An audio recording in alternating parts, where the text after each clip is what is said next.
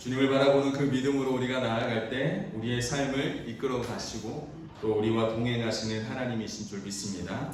그 이름을 이 시간 우리 함께 기쁨으로 함께 찬양하십시다.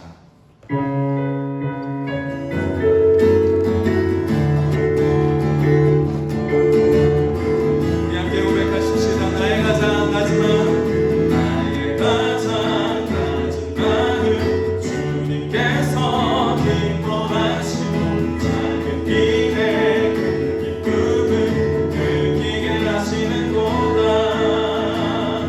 내가 지쳐 무력할 때 주님 내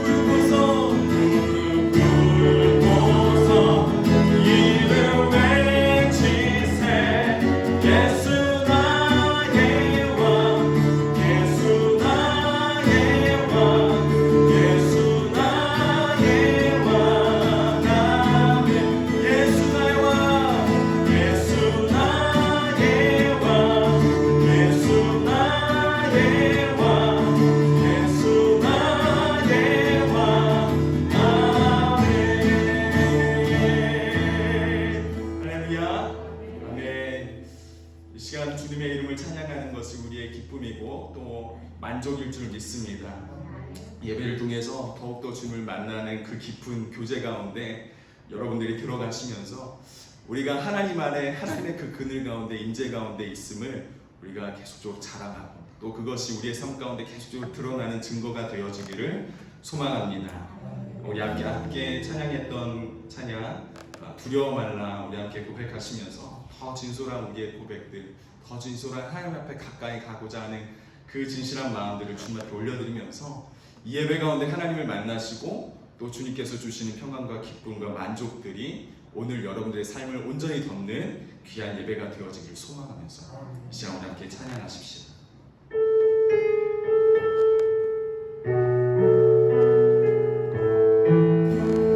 두려워 말라 두려워 말라 너와 함께 함이니 놀라지 말라 나는 내 하나님 됨이니 무서워 말라 내가 널 도와주리니 염려치 말라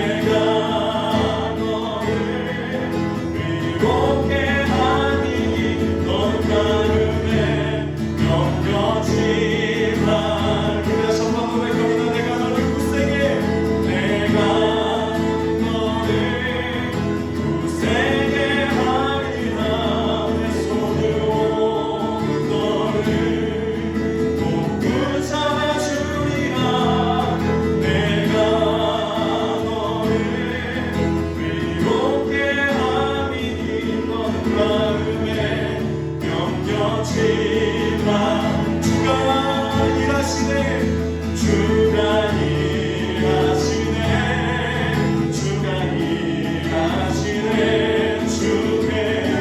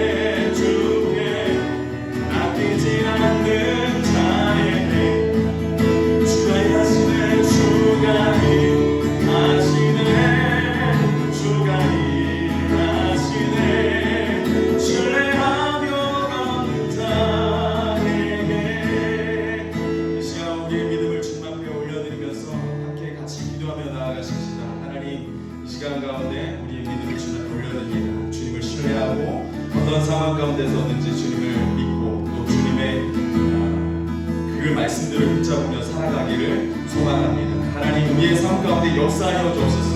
오늘 이 시간 이 예배 가운데 주님 자정하여 주셔서 하나님 그 예배 안에서 누리는 안정감과 평안함을 누리는 이 시간 되게 하여 주옵소서. 주님 우리와 만나 주옵소서. 우리에게 역사하여 주시옵소서. 우리의 삶 가운데 개입하여 주셔서 하나님 일하시옵시고 하나님 역사하여 주옵소서. 이 시간 함께 같이 예배를 위해서 기도하며 나아가시죠. 함께 기도하시겠습니다. 오 주여 하나님 우리의 삶을 붙잡아 주옵소서. 하나님 주님을 바라보는 믿음으로 이 시간 가운데 나아갑니다. 아버지 간절히 하나님 소망하고. 오늘 말씀 우리가 함께 은혜를 나누고자 할 말씀은 창세기 7장 1절에서 5절 말씀입니다.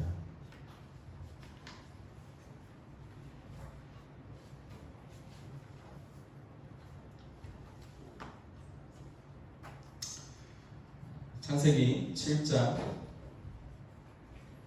1절에서 5절 말씀 제가 읽겠습니다. 여러분 눈으로 읽으시면 좋겠습니다. 여호와께서 노아에게 이르시되 너와 내 온 집은 방주로 들어가라.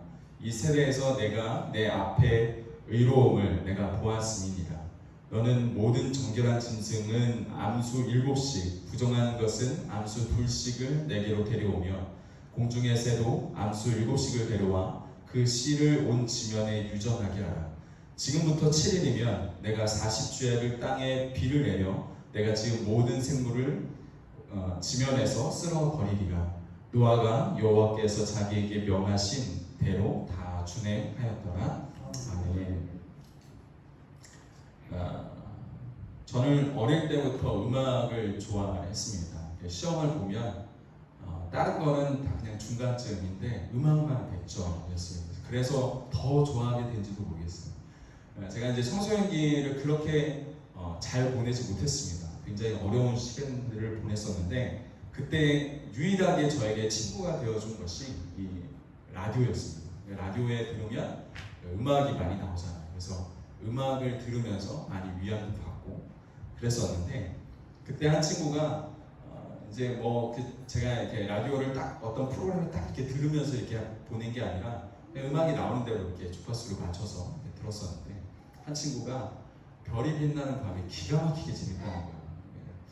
그 TV처럼 재밌다는 거예요. 그래서 라디오가 그럴 수가 있냐 이제 그러고 있다가 들었는데 듣는 그 첫날 너무 매료가 된 거예요. 너무 노래를 잘 부르시는 게스트들이 와서 라이브로 노래를 부르시고 또 자기 사연에 있는 이야기들을 이렇게 만들어서 노래를 그 즉시 만들어서 이렇게 노래도 하기도 하고 숨어있는 어떤 그 내공의 소유자들이 나와서 이야기도 하고 자기의 어떤 이야기들, 사연들을 이야기하면서 공감되는 이 이야기들을 함께 풀어가면서 참 위로가 되기도 하고 저를 마치 제 마음을 만지기도 하고 그랬던 적들이 있습니다.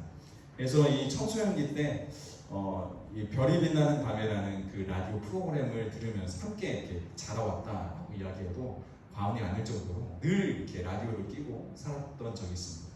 지금이야 라디오를 틀면 바로바로 이렇게 주파수가 저장이 되어서 나왔었지만 옛날에 여러분들 아시잖아요. 그 뒤에 라디오 그 안테나를 딱 뜯어가지고 쭉쭉쭉쭉 올려서 들어야 되는.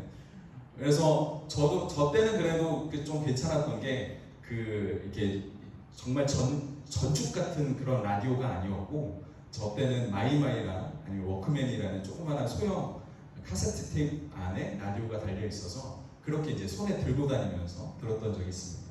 근데 문제는 뭐냐면 이 라디오를 밖에 나가거나 학교에서 들을 땐 괜찮아요. 집에만 오면 안 들리는 거예요. 집에서 들어야 되는데 별이 빛나는 밤에는 밤 10시에 시작하는데 다른 거는 다 들을 수 있는데 학교 자율학습이 끝나고 집에 와서 들을 때쯤이면 이게 안 들리는 겁니다. 저희 집이 반지하여서 잘 안 들렸던 것 같아요. 그래서 제가 이제 했던 방법 중에 하나는 이제 목에다가 이제 이 워크맨을 들고 목에다 이렇게 달고 그다음에 이 안테나를 길게 이렇게 빼가지고 온 집안을 이렇게 다 타고 다니는 것입니다. 이런 것이죠.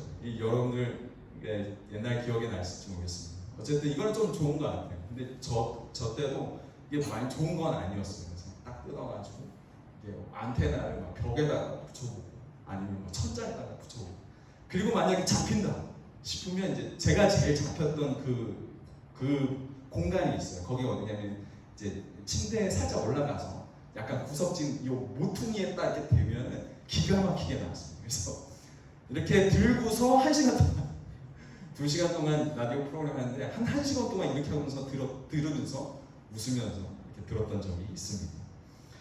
제가 그 생각들은 오늘 말씀을 좀 이렇게 묵상을 하면서 노아가 좀 그런 사람이 아닌가라는 생각을 해봤습니다. 왜냐하면 노아는 하나님과 어떻게든 주파수를 맞추려고 끊임없이 노력하는 애쓰는 그런 사람이 노아였기 때문이에요. 우리가 이런 어떤 하나님과의 이 주파수를 맞추는 이 과정, 그리고 이 모든 것이 기도라고 이야기를 하는데 하나님과 연결되는 것이죠. 컨택트 되는 것입니다.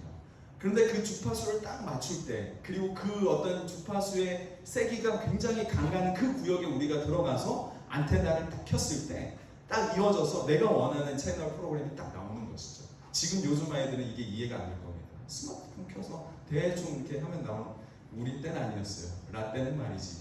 예. 그래서 그게 여러분들은 우리가 경험해 봤기 때문에 그런 일들을 우리가 아는 것이죠.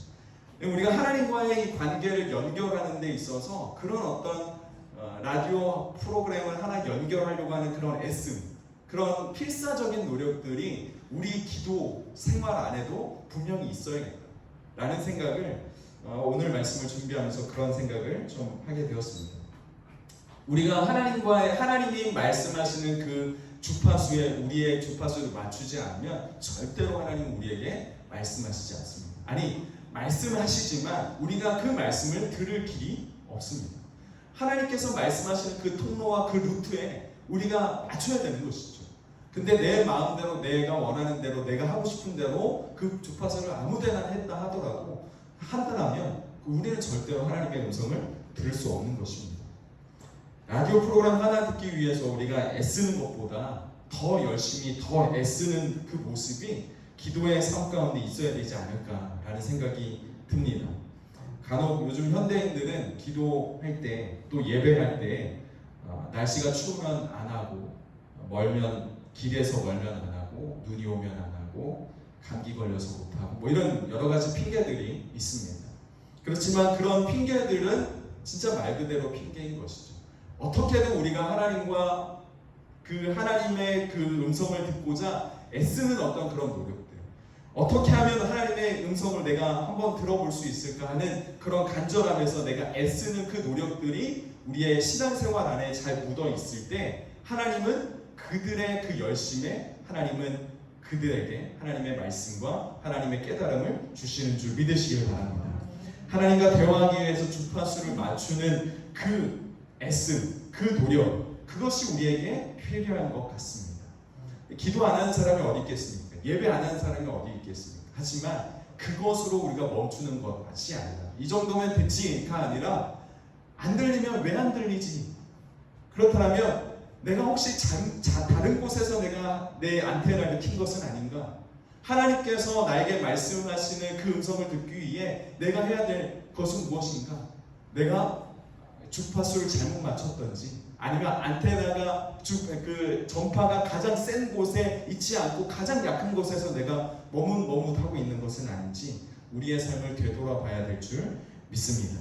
그렇게 어떻게든 하나님과 대화하려고, 어떻게든 주님과 교제하려고 그 하나님의 그 주파수에 맞추려고 노력했던 사람이 오늘 말씀에 나오는 노아입니다. 노아는 우리가 알고 있듯이 노아는 늘 하나님과 동행하려고 애썼습니다. 그리고 주님과 자주 만났어요. 주님의 생각을 공유했고, 그래서 하나님께서 이 노아를 너무 좋아하셨던 것 같아요. 지난주 말씀, 하나님이 좋아하시는 사람이 누군지 우리가 배웠었죠. 그러니까 하나님이 좋아할 수밖에 없는 그런 사람이 노아가 아니었을까라는 생각이 듭니다. 어떻게든 하나님의 음성을 듣고자 귀를 기울였던 사람, 그 사람이 노아였기에 하나님은 그래서 이 노아를 통해서 이 인류의 마지막을 맡기셨고, 그 일들을 이루어가기 위해서 노아를 쓰시고, 이 심판의 이 마지막 때에 그 심판을 모면할 수 있는 놀라운 구원의 복을 노아에게만 허락하셨던 것 아닐까라는 생각이 듭니다. 여러분들과 마찬가지로 하나님께 기쁨이 되어지는 온전한 성도가 되어지기를 소망합니다. 축복합니다. 그래서 하나님께서 쓰시고자 하실 때 기꺼이 쓰임 받는 그런 기쁨을 누리시는 성도가 되어지기를 원합니다. 아멘 하시는 분만 그렇게 오늘 노아는 하나님의 그 방주를 만들라고 하는 그 명령 앞에 무려 120년 동안 그 말씀을 듣고 순종합니다. 그러니까 말이 120년이지 여러분 누가 봐도 방주 짓는 일이 당연한 일이고 논리적으로 합당한 일이라면 그것을 하는 일에 있어서 우리가 전혀 어려움이 없을 것입니다. 그런데 어느 누가 봐도 그 일을 하는 것은 진짜 소위 말해서 미친이고 그리고 어느 누가 봐도 상식을 벗어나는 일이고 그리고 그것을 1년, 2년 한다 하더라도 어느 누가 그것을 이해해주지 못하는 일이라면 그리고 그 일을 할 때 다른 사람들이 욕하고 조롱하고 비웃고 그런 일들을 하고 있다면 그 일을 아무리 내 소심이 강하고 내 자존감이 강하고 하다 하더라도 그 일을 마지막까지 해내는 것은 참 어려운 일입니다. 그런데 노아가 그 일들을 해내는 것이죠. 하나님의 명령에 만든 방주는 모양부터 이상했습니다. 방주의 모양을 제가 준비만 해놓고 여기다 넣지는 않았는데 그 사진을 보면 알겠지만 방주의 이 모형을 보면 어마어마한 크기, 우리가 지난주 시간에도 배웠지만 어마어마한 크기이면서 그러면서 이 배는 우리가 알고 있었던 배와는 전혀 다른 모양과 구조를 가지고 있죠. 3층으로 되어 있는데 3층으로 되어 있는 그 이 방주의 크기가 축구장 하나라고 생각하시면 됩니다. 축구장 하나가 들어가 있다고 생각을 하시면 돼요. 근데 그 축구장 하나에 키가 없고 조종실이 없다라는 것이죠. 그런 어떤 정말 너무나도 형이상학적인 어떤 그런 배를 만들고 있는 그 노아, 그런 것을 지켜보고 있는 사람들, 이 모든 상황들을 봤을 때 이상한 모양의 방주이면서 그 방주를 120년 동안 짓고 있다. 이건 정말 쉽지 않은 일인 것 같습니다. 그런데 노아는 이 일을 묵묵히 해냅니다. 때로는 우리가 믿음의 길을 걸어가는 것은 합리적이지 않을 수 있습니다. 믿음의 길은 눈에 보이지 않고 귀에 들리지도 않고 상식적으로 이해되지 않기 때문에 이 일을 하는 것이 참 우리에게 어려움이 될 때가 있습니다. 그렇지만 우리가 그 일을 하는 것은 하나님의 말씀이기 때문에 하는 것입니다. 하나님의 말씀이니까 우리가 순종하는 것입니다. 여러분, 믿음은 우리의 마음의 결정부터 시작되는 것을 기억하시기 바랍니다. 믿음은 결정입니다. 우리가 믿기로 결정했기 때문에 믿어지는 것이에요. 믿어지기 때문에 믿는 것이 아니라 내 마음으로부터 내가 그것을 믿겠어 라고 마음으로 결단했기 때문에 그 다음에 그것들이 이해가 되어지고 믿어지기 시작하고 그 모든 말씀들이 내 삶 가운데 나타나고 적용되어지는 것이죠. 기독교가 굉장히 놀라운 힘을 가지고 있는 것은 무엇이냐면 우리가 믿기로 결정하잖아요. 60% 우리가 이렇구나 저렇구나 하면서 믿기로 결정합니다. 100% 다 이해해서 믿는 것이 아닙니다.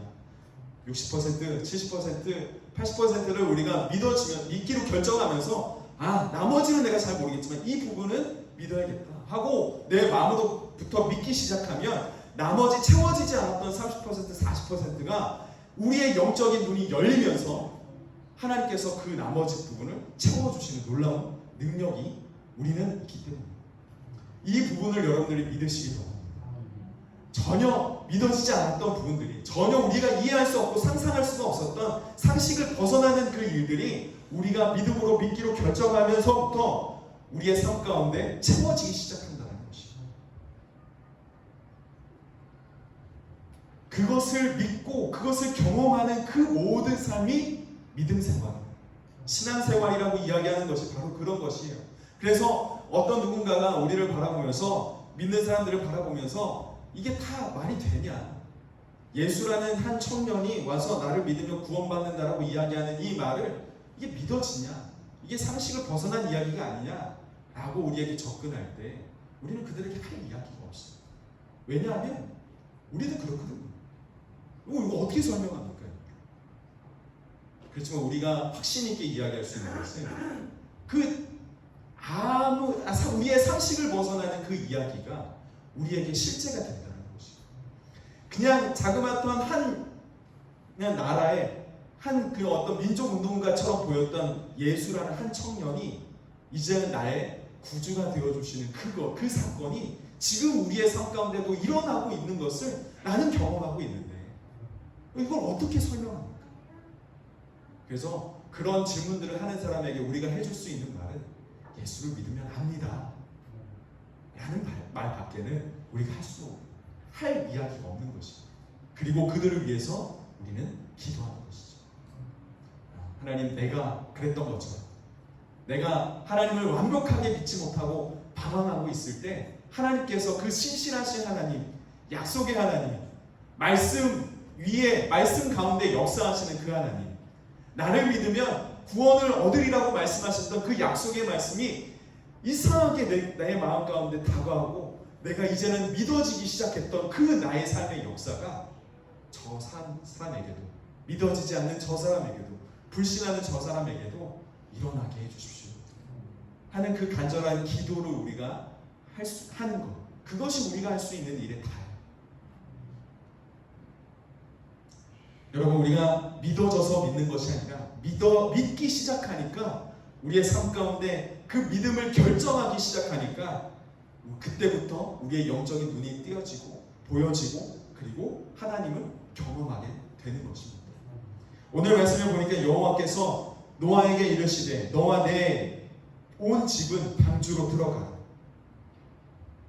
방주로 들어가라 라고 이야기합니다. 여러분, 이때는 비가 오는 때가 아닙니다. 비가 막 오려고 어떤 먹구름이 보여지는 조짐이 보이는 시대가 아닙니다. 상황이 아니에요. 메마른 하늘에 비 한 방울 내리지 않는 그런 아무런 변화, 비 온다는 어떤 징후도 보이지 않는 그때 지금 하나님은 노아에게 방주로 들어가라 라고 명령하시는 것입니다. 방주 안에 들어가 있을 때 우리는 살 수 있습니다. 방주 안에 들어가면서 하나님의 말씀에 순종할 때 방주 안으로 들어가는 그 일을 우리가 이룰 때 우리는 구원을 누릴 수 있는 것입니다. 하나님은 그런데 이 노아에게 왜 이런 복을 주시는 것일까? 왜 노아에게만 이 복, 구원이라는 이 복을 노아에게만 주셨을까? 오늘 말씀 1절 말씀을 보시면 그 이유가 나옵니다. 이 세대에서 네가 내 앞에 의로움을 내가 보았다. 이 말은 이런 것이죠. 이 세상에 의로운 사람을 하면 너밖에 없다 라는 이야기입니다. 그런데 여러분, 노아가 진짜 의로운 사람입니까? 진짜 정말로 흠이 하나도 없고 정말 의로운 사람입니까? 이 홍수 사건 이후에 노아가 했던 일이 있습니다. 그 일은 무엇이냐면 포도 농장을 지은 것인데 포도 농장을 만들고 포도주를 만듭니다. 그리고 그 포도주를 시음만 하면 되는데 먹고 놉니다. 한마디로 이제 술 취하는 것이죠. 엄청난 그 홍수의 심판 앞에서 구원받은 그 사람이 물론 예배를 드렸겠죠. 하지만 그 의롭다라고 이야기하는 그 사람의 행보가 술 마시고 노는 거예요. 하나님께서 나를 구원하셨죠. 근데 오늘 이 포도주 왜 이렇게 맛있냐? 홀짝 마시는데 취하기 시작하고 하는 겁니다. 우리가 의롭다라고 생각하는 그 의로운 사람의 그 기대치가 있잖아요. 여러분 생각해 보세요. 제가 아무리 오늘 예배를 통해서 막 하나님의 인재를 경험하면서 막 제가 너무 좋아했어요. 오늘 예배 통해서 하나님의 역사하심을 제가 경험했어요. 너무 좋았어요. 너무 좋은 이 흥을 오늘 안에 오늘이 가시기 전에 막 이게 다 이렇게 소멸하는 게 너무 어려워서 제가 오늘 한잔 했습니다. 한 잔 하는 걸 막 2잔 3잔 하면서 막 흥청흥청 막 마시면서 너무 좋다고 막 그러고 있는 길가에서 엎어져 있는 것을 누가 봤어요. 우리 교회 성도님들 봤어요. 그러면서 그 성도님이 저를 보면서 우리 목사님 참 의롭다 할 수 있겠어요? 못하죠. 노아가 딱 그런 상황인 거예요. 그런데 하나님이 이 노아를 보고 뭐라 그래요? 야, 이 세상에 너만큼 의로운 사람은 없어. 의로운 사람 너밖에 없다라고 이야기하는 거예요. 이 이야기가 왜 있는 걸까요?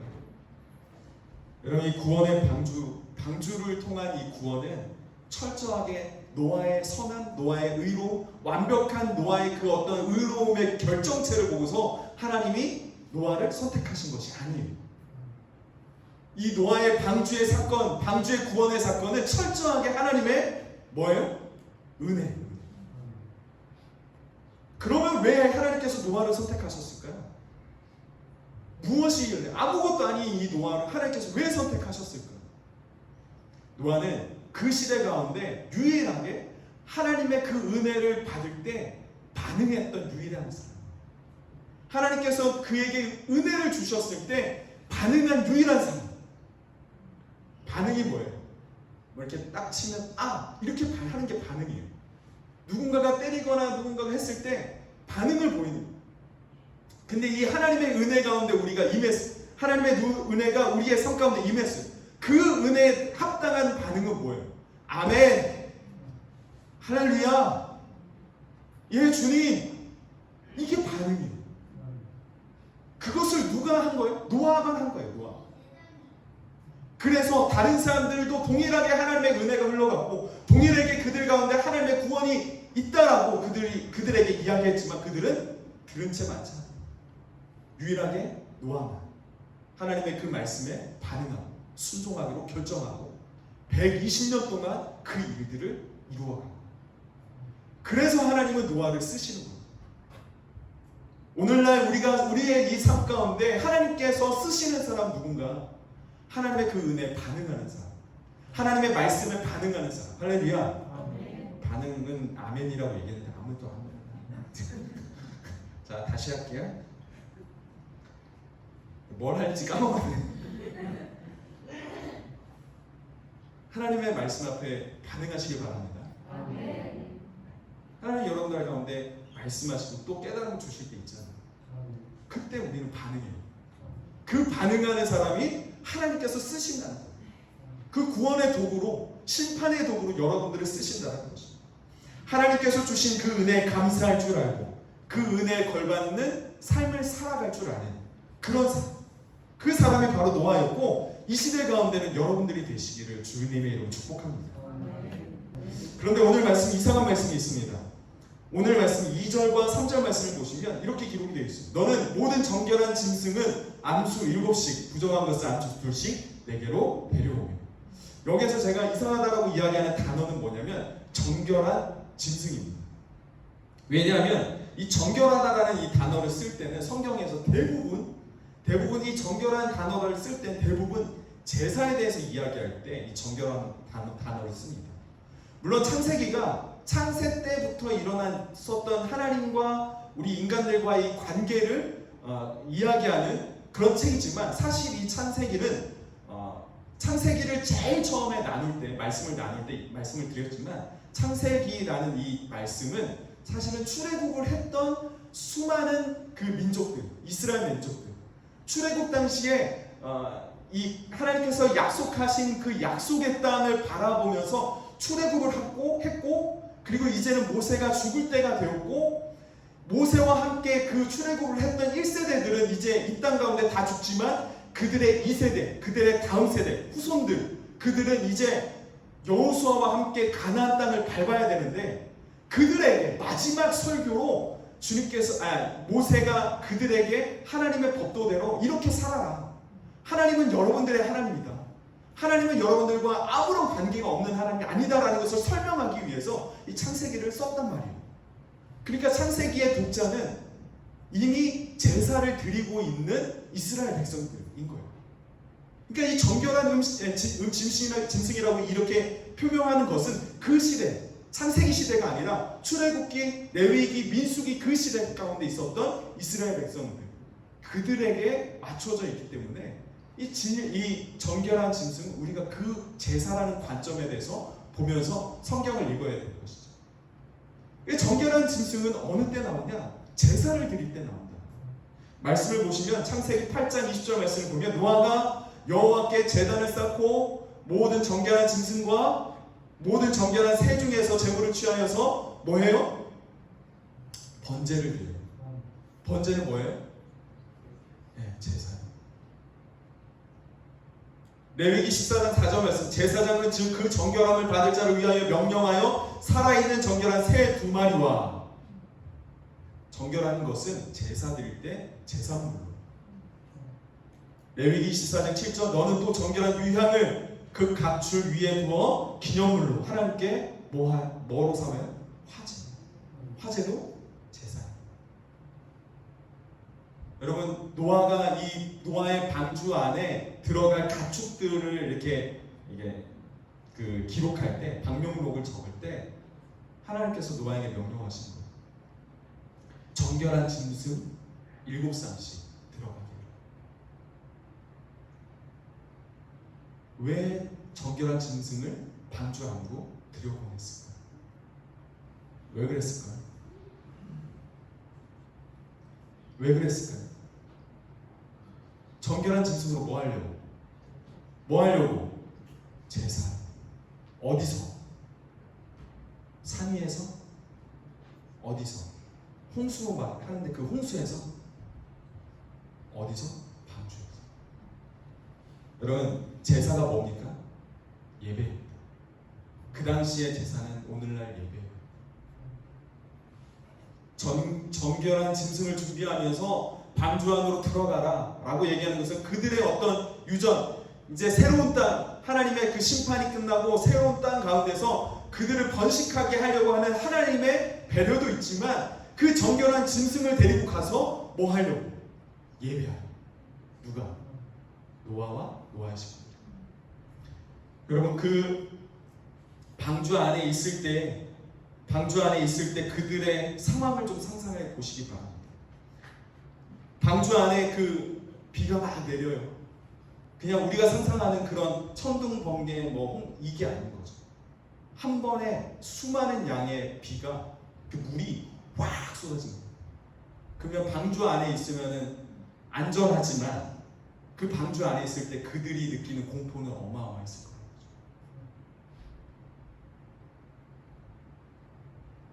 그런 두려움에 휩싸여 있을 때, 그런 어려움과 불안함이 그들 가운데 있을 때 그들 뭐 할 수 있었을까요? 창문은 맨 위에 꼭대기에 하나 있고, 그러면 다 사면이 다 어두움으로 다 가득해져 있는 그 상황에서 그들이 할 수 있는 게 뭘까요? 예배예요. 예배밖에 할 수가 없어요. 예배로 그들이 할 일을 찾는 거예요.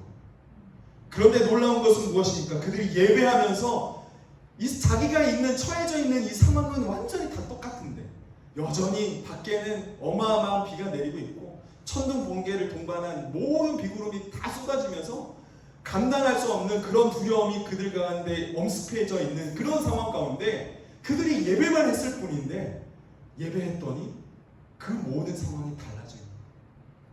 하나님이 주시는 위로와 평안이 예배 가운데 있는 것이죠. 그래서 그 예배를 하나님은 임재라고 표현합니다. 하나님의 임재, 하나님의 그 임재는 그 구약시대 가운데 그늘이라고도 표현했어요. 하나님의 그늘이 있는 것이, 하나님의 그늘. 이스라엘 백성들이 출애굽을 해서 광야로 막 가죠. 광야로 그 가는 가운데서 구름 기둥을 하나님께서 만드셔서 그들이 이 태양볕을, 낮에는 태양볕을 그대로 맞이하지 않도록 그들을 가려주신 거예요. 그런데 우리는 그 구름 기둥을 어떻게 생각하냐면, 구름 기둥이라고 했기 때문에 어마어마한 구름 기둥이 이렇게 있다고 생각을 하시는데, 그게 아니라 그 당시에 그들의 정서로는 구름 기둥이 이렇게 있는 기둥의 모양이 아니라 덮개의 모양. 그러니까 이스라엘 백성들이 행군을 할 때는 구름 기둥이 있다는 것은 그들을 덮는 구름 덮개가 있는 거예요. 그러면 그들이 태양볕을 받을 수 있어요, 없어요? 없어요. 구름 기둥이 움직이는 대로 그들이 갈 수밖에 없어요. 구름 기둥이 움직이는 대로 그들이 갈 수밖에 없어요. 하나님의 그 임재 속에 그들은 살아갈 수밖에 없는 운명의 공동체예요. 하나님의 그 그늘 안에 있을 때 그들이 살아갈 수 있는 거예요. 방주 안에 있을 때, 방주 안에만 있을 때는 그들이 살 수가 없는데, 두려움과 불안함과 공포감이 그들을 엄습하는데, 그들이 예배하기 시작할 때, 그들이 하나님을 만나고 그들의 삶의 초점을 주님께로 맞추기로 결정하고 하나님을 하나님으로 인정하기 시작하고 그들의 눈으로 하나님의 영광을 보고 하나님의 임재를 경험하고 하나님이 그들의 삶을 만지신다는 것을 그들이 느끼고 내가 너와 아무 상관없는 하나님이 아니라 나는 너의 하나님이다 라고 고백하시는 하나님의 그 선언을 그들이 예배 가운데서 들을 때 똑같은 장소 안에 그들이 살아가고 있지만 그들이 느끼는 감정, 그들의 정서는 전혀 다른 것들입니다. 여러분, 우리가 예배를 드리기 시작할 때, 예배 안에서 하나님을 만나기 시작할 때 우리의 삶의 변화, 우리의 삶의 살아가는 이 삶의 변화는 어마어마한 변화인 줄 믿으시길 바랍니다. 우리는 똑같이 이 노아와 함께 방주 안에 있지만 두려움을 느낄 수 있어요. 우리가 하나님과 동행한다라고 이야기하면서 기독교인으로 우리가 살아가지만 여전히 우리 안에 두려움이 있고 염려가 있을 수 있어요. 그런데 그때 우리가 해야 될 것은 무엇이에요? 사람들에게 조언을 먼저 구할 것이 아니라 우리가 나에게 나와 말이 잘 통하는, 대화가 잘 통하는 그들과 함께 계속 그들과 교제하면서 그들의 조언을 구하고 할 것이 제일 먼저 할 것이 아니라 우리가 느끼는 이 두려움과 염려와 근심들을 한 번에 바꾸어 줄 유일한 구원자, 그 하나님을 경험하는 것이 우리의 유일한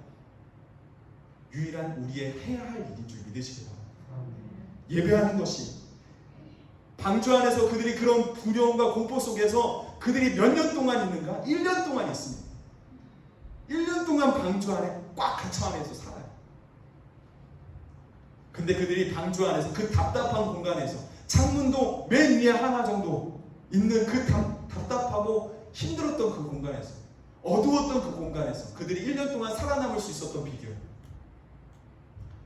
그것은 무엇입니까? 그들이 예배하는 것입니다. 여러분들의 삶은 어떻습니까? 여러분들의 삶은 여전히 걱정거리가, 여전히 마음을 두렵게 만드는 일들이, 여전히 삶에 대한 두려움이, 미래에 대한 걱정이 여전히 여러분들의 삶을 두드리고 있으십니까? 그렇다면 우리가 해야 될 것은 무엇이에요? 예배예요. 예배 안에서 하나님을 만나고 예배 안에서 하나님의 손길을 느끼고 하나님이 나를 향해서 무엇이라 말씀하시는지 듣기를 갈망하고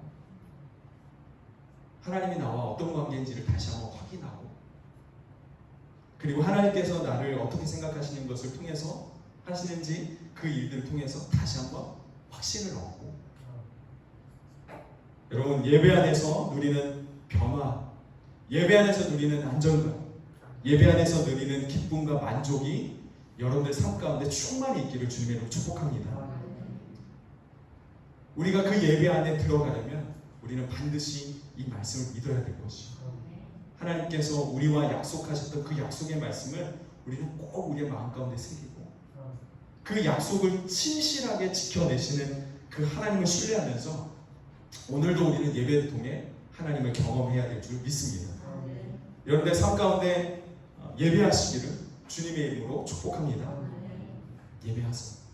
우리가 다 교회 나왔다고 해서 예배하는 것 아니라고 말씀드렸습니다. 몸은 여기 와 있지만 내 마음은 하나님과 전혀 맞추지 않고 있을 때가 있어요.